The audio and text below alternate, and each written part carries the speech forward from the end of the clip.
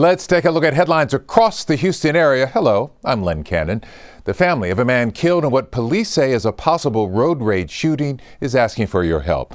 43-year-old Roy Ferrer was found dead in his car on Highway 6 near West Belford over the weekend. Troy Kless with the exclusive story. His mom is hurt, and we are just asking for justice. Many of Roy Ferrer's relatives are hurting. His sister, Nancy Ferrer Quiros, didn't want to show her face, but says her family had great pride in Roy. He was a U.S. Army veteran. He served our country for 6 years. He did 2 tours in Iraq.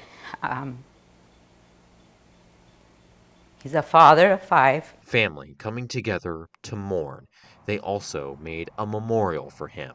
Family tells me Ferrer was on his way to meet a friend on Saturday, but never returned home.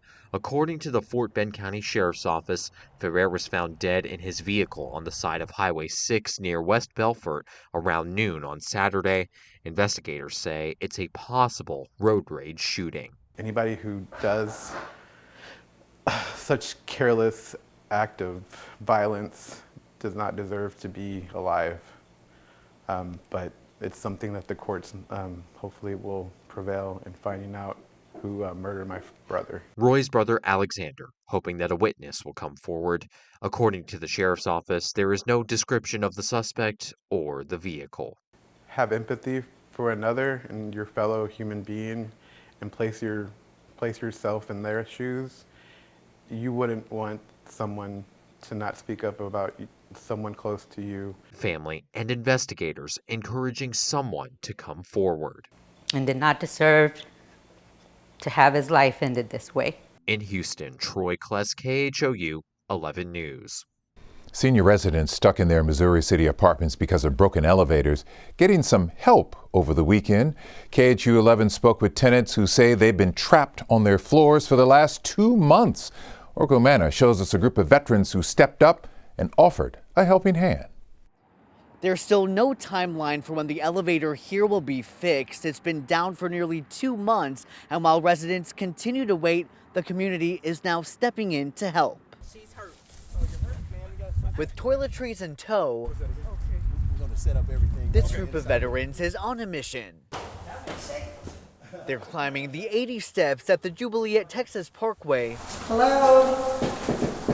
To deliver the essentials to seniors like Mary Horge. Well, it's a surprise, but it's very, very thankful. I'm very thankful for that. Mary says she's been stranded in her 4th floor unit since the beginning of May when the elevator stopped working. We've been locked up in the apartment because I have a heart and a breathing problems. We have some non-perishables coming up in a minute, okay?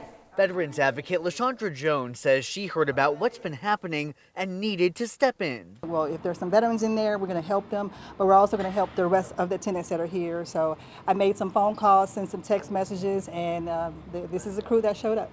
Man, these people deserve better. City Council member Jeffrey Alboni tells me citations against the property are continuing daily. He got Congressman Al Green involved, whose office recently got this letter saying the apartment has 15 days to fix the elevator.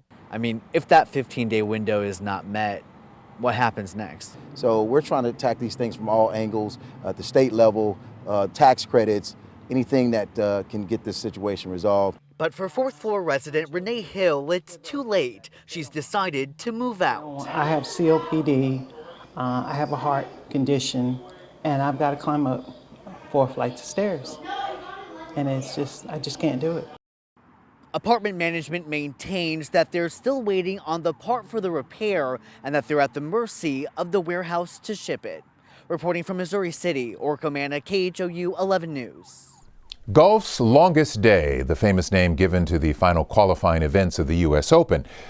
But one Houston resident is making golf's longest day look like child's play. Here's Zach Tawartari. Pick the hardest sports. Golf. What's the next shot? And running. What's the next step? Would likely come to mind. Training myself to just keep going. But this native Houston golfer. I played in high school here in Houston, Memorial. And ultramarathon, KHOU Ironman. and high rocks and 100-miler. Has come up with an extreme way to combine them. What's the most epic thing we can do in the city of Houston?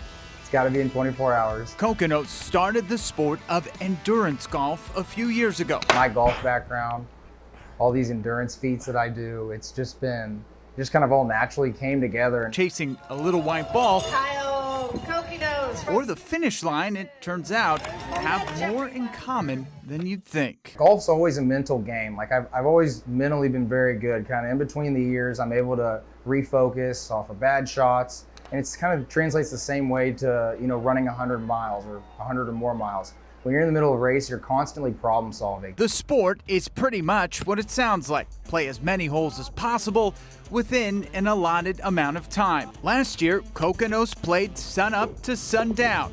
But this year, he's planning to play an entire day to see how many holes he can get in 24 hours at East River 9. This time, attempting to set a Guinness World Record. East River's a 1-mile loop. It's pretty simple, and it's 9 holes. So, you know, the fastest I've done a 100-miler in is just under 23 hours. So I think, you know, all things considered, whether I should cross 100 miles on foot. So that would be 900 holes of golf. Anything past that, I'd feel really, really accomplished. But Kyle's go at getting his name in the books is hardly about him. The avid outdoorsman's efforts are all for charity.